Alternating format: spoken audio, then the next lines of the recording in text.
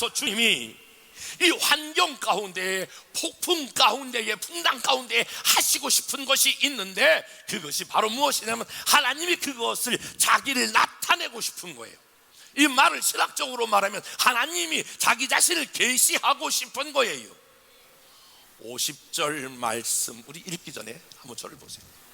하나님이 반드시 풍랑이 일 때에 하나님은 찾아오셔서 하나님은 자기를 계시하는데 두 가지로 계시하셔요.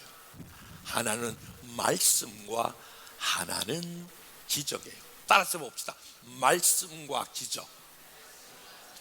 말씀과 기적. 말씀과 기적으로 여러분에게 하나님이 계시하신다. 50절 말씀 읽어볼게요. 시작. 예수를 보고 놀람이라. 이에 예수께서 곧 그들에게 말씀하여 이르시되 안심하라. 내니 두려워 말라. 한번 따라서 봅시다. 안심하라. 내니 두려워 말라. 한번 옆에 사람과 이렇게 하겠습니다. 안심하세요. 하나님이 함께 하시니 두려워하지 마세요.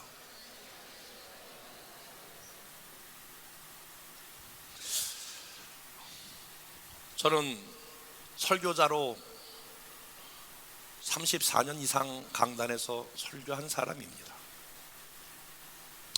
설교할 때마다 늘 그런 기도를 합니다. 하나님, 내가 이 설교가 내 삶의 마지막인 것처럼 설교하게 해주세요. 마치 사형수가 단두대에 서 있는 사람처럼 내가 이 설교하고 마지막 나는 무덤에 가겠다, 주님 만나러 가겠다라고 하는 마음으로 설교하게 해주세요.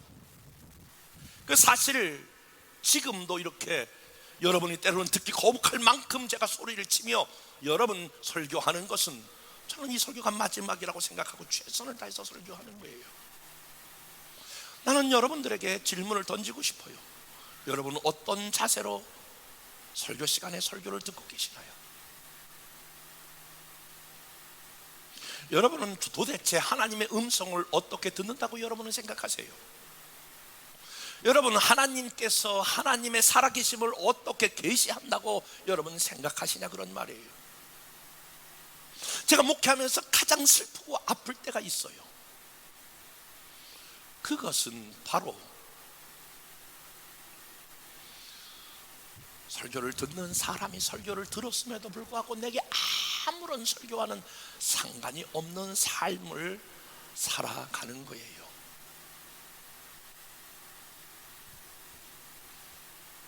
설교자가 최선을 다해서 생명을 걸고 설교하는 것도 중요하지만 이 말씀을 받는 사람들이 단순히 설교하는 걸 듣는다라고 들으시면 안 되는 거예요.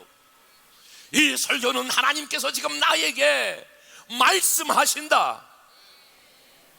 그래서 적어도 여러분이 들은 말씀이 여러분의 삶을 돌이키기도 하고, 때로는 이 말씀이 여러분을 위로하기도 하고, 이 말씀이 때로는 하나님의 음성으로 들려지는 이런 은혜가 있기를 여러분에게 호소한단 말이에요. 오늘 삶의 현장에 와서 내니 두려워하지 말라라고 하는 말을 제자들이 농담으로 알았을까요? 주님이다, 주님의 말씀으로 알았던 것처럼 오늘 사랑하는 여러분, 하나님의 음성이 들려야 돼요. 하나님의 말씀이 여러분의 심령에, 말씀이 생명의 말씀으로 전달되기를 주님의 이름으로 축복해요. 만왕의 왕 되신 주님이, 살아계신 그 하나님이 내니 안심하라, 두려워 말라. 만약에 정말 이 하나님의 음성을 들을 수만 있다면 그 어려움을 이겨 나갈 만한 힘과 용기가 생기지 않겠냐라고 하는 말이에요. 그러므로 사랑하는 여러분, 사람의 말이 아닌 저와 여러분이 매주 나와 하나님 말씀을 들을 때에 이 말씀이 하나님이 여러분에게 주시는 하나님의 음성으로 듣는 여러분 될 수 있기를 주님의 이름으로 축복합니다. 그분은 말씀으로만, 그냥 두려워 말라 마음으로만 위로하시는 분이 아니라 51절 이렇게 표현하고 있어요. 배에 올라 그들에게 가시니 바람이 그치는지라. 한번 따라서 봅시다. 배에 올라 그들에게 가시니 바람이 그치는지라. 사랑하는 여러분, 주님은 말로만 위로하는 분이 아니라 바람을 그치게 할 수 있는 기적을 일으키시는 하나님이십니다. 이 기적의 역사가 풍랑을 맞이한 저와 여러분의 삶의 인생 가운데에 동일하게 적용되기를 주님의 이름으로 축복합니다. 여러분, 그런 우리가 풍랑을 만나면서 점점 우리는 무엇을 경험하게 되냐면 하나님을 경험해 가는 거예요. 신앙생활은요, 신학적으로 이해하는 게 아니에요. 사변적으로 신앙생활을 하는 게 아니에요. 논리적으로 합리적으로 하나님을 이해하는 게 절대로 아니에요. 신앙생활은 풍랑을 만나면서, 고난을 만나면서 거기서 만나주시는 하나님의 계시를 통하여 신앙이 살아있는 믿음으로 바뀌어지는 거예요. 저는 한때 굉장한 깊은 신앙의 어려움이 있었을 때에 욥기를 읽기 시작했어요. 처음엔 욥기가 왜 이렇게 복잡하고 어려운가, 이상한 소리가 나온다. 그러다가 마지막 그 가슴을 치면서, 책을 치면서 제가 일어났던 적이 있어요. 욥기 42편 4절인데 내가, 다 같이 시작. 내가 죽게 되하여 귀로 듣기만 하였으니 이제는 눈으로 주여 내가 보게 되었나이다. 주를 배움나이다. 주여 내가 이제 알게 되었나이다. 여러분, 여러분의 믿음이 고난 가운데 하나님을 만난, 하나님을 듣는 하나님이 아니라 손으로 만진 것과 같이, 눈으로 보는 것과 같이 이러한 믿음으로 나갈 수 있기를 주님의 이름으로 축복합니다.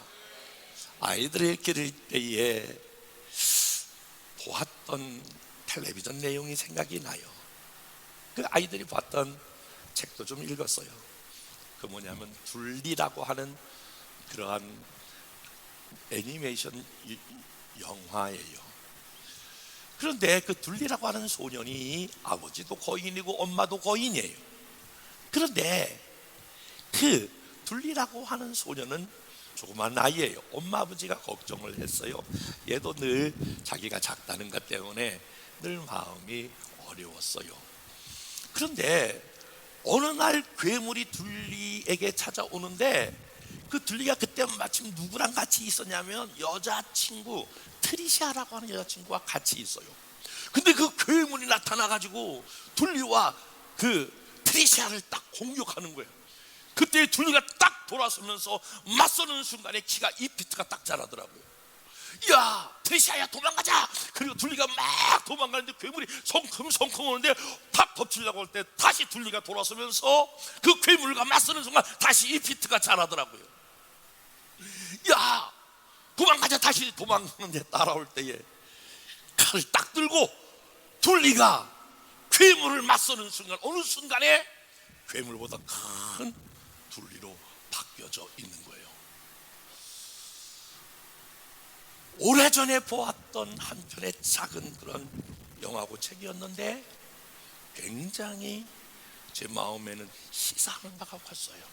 여러분, 믿음이라고 하는 게 아무렇게나 잘하는 게 아니에요. 크고 작은 많은 환난과 어려움을 경험하면서 그것을 싸워 이길 때마다 그곳에서 계시해 주는 하나님을 만나면서 저와 여러분의 믿음이 자라게 되는 줄로 믿습니다. 그러므로 저와 여러분이 어떤 풍랑이 찾아오든 다시 한번 우리를 위하여 기도하고 있는 주님, 풍랑 가운데 찾아오시는 주님, 거기서 자기를 계시하시는 이 주님을 만나면서 저와 여러분이 용기를 얻으시고 승리하는 삶이 되기를 주님의 이름으로 축복합니다.